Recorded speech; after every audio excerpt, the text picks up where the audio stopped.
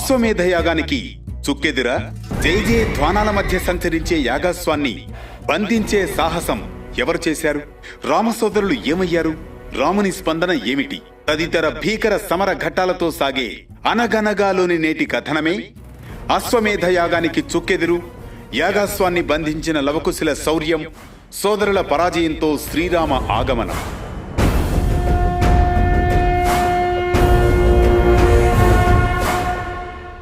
అనగనగా అది త్రేతాయుగం. అశ్వమేధయాగం తలపెట్టాలని రాముడు నిశ్చయించగా వశిష్ఠ మహర్షి ఆమోదించబడిన సమయం ఇది. ఇప్పటి వరకు జరిగిన కథనం. తదుపరి ఇక ముందుకు కొనసాగుదాం రండి. అశ్వమేధయాగం నిర్వహణ గురించి రాజులందరికీ ఆహ్వానం పంపడం జరుగుతుంది. అంతట యాగాస్వాన్ని దాని ఇచ్చ మేరకు సంచరించేందుకై విడిచిపెట్టడం జరుగుతుంది. తదుపరి నైమిసారణ్యంలో మహాయజ్ఞం ప్రారంభమవుతుంది.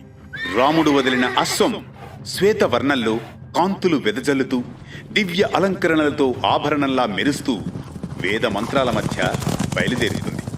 లక్ష్మణుడు, భరతుడు, శత్రుఘ్నుడు, అనేక మంది వానర వీరులు, క్షత్రియ సైనికులు దానిని రక్షిస్తూ ముందుకు నడుపుతారు.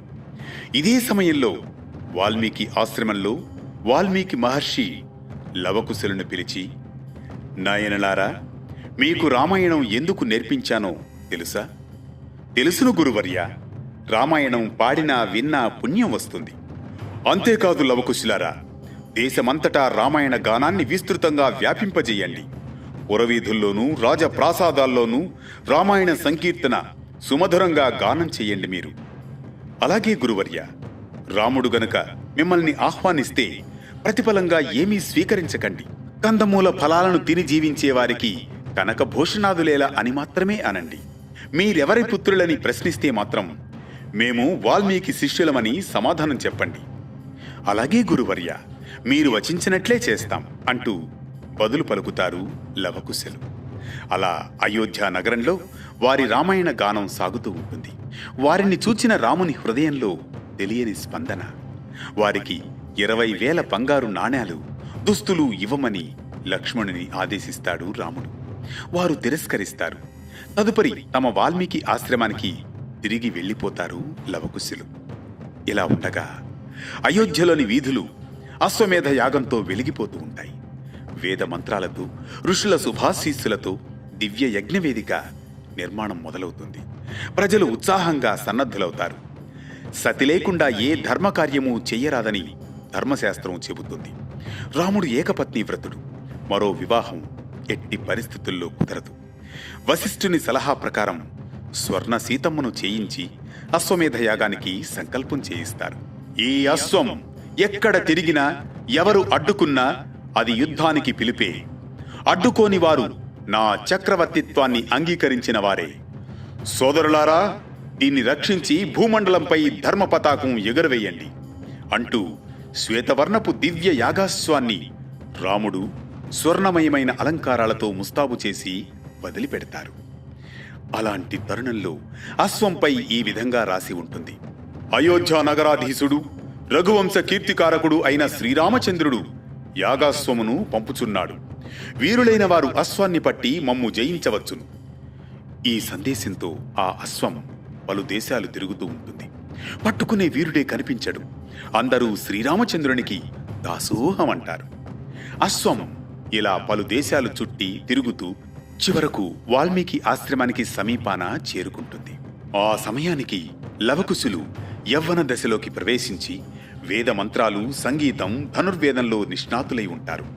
రామాయణ గాథను గానం చేస్తూ ధర్మబోధకులుగా వెలుగుతూ ఉంటారు. లవుడు ఆశ్రమంలో గుర్రాను చూచి ఆశ్చర్యంతో, అన్నయ్య అటు చూడు, ఈ అశ్వం సాధారణమైనది కాదనిపిస్తోంది.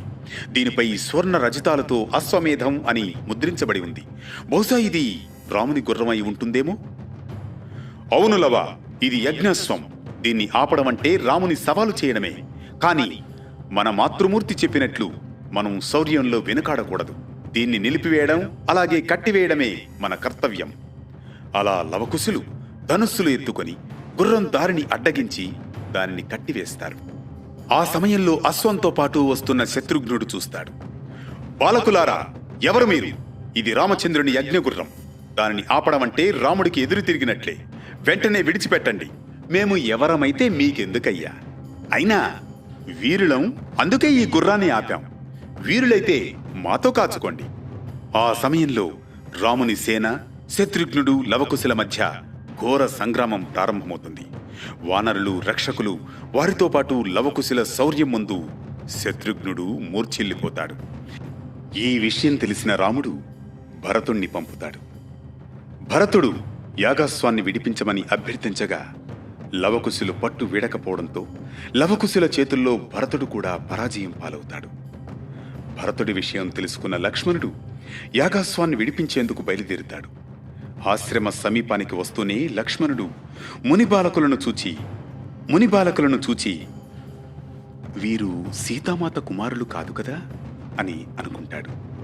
వాల్మీకి ఆశ్రమంలోని మునికుమారులు ఇంతటి పరాక్రమవంతులా అని తనలో తానే పలు విధాలుగా యోచిస్తూ ఉన్నాడు.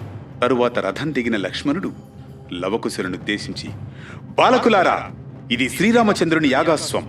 నేను శ్రీరాముని సోదరుడను. నా పేరు లక్ష్మణుడు. ఓహో, అలాగా? నీవు వీరుడవైతే మమ్ము జయించి ఈ యాగాస్వాన్ని విడిపించుకుపో.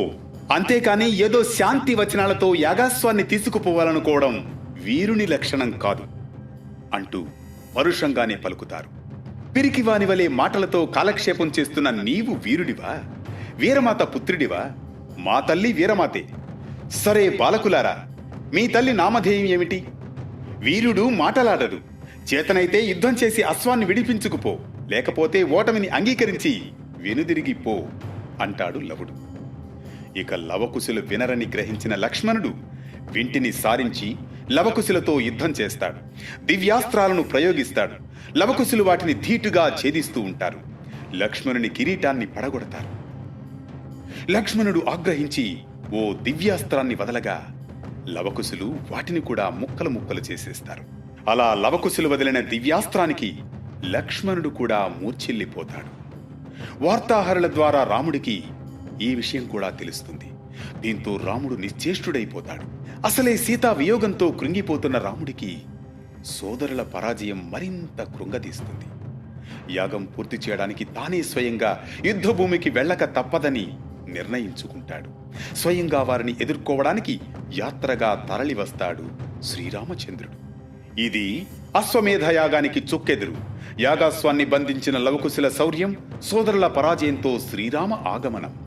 ఈ ఘట్టం మనకిచ్చే సామాజిక సందేశం ఒక్కటే: సత్య దీక్షతో ఉంటే వయస్సులో చిన్నవారైనా పెద్దవారిని సైతం ఎదుర్కొనగలరని. వయస్సు, స్థానం, అధికారం కన్నా ధర్మం, సత్యం, శౌర్యమే శ్రేష్టమైనదని. వేటు న్యూస్ రామాయణ కథా ప్రవాహంలో ప్రతిరోజు ఓ ఘట్టం, ప్రతి ఘట్టంలో ఓ సామాజిక సందేశం. ఇప్పటి ఈ విరామం రేపటి ఆరంభానికి నూతన శ్రీకారం.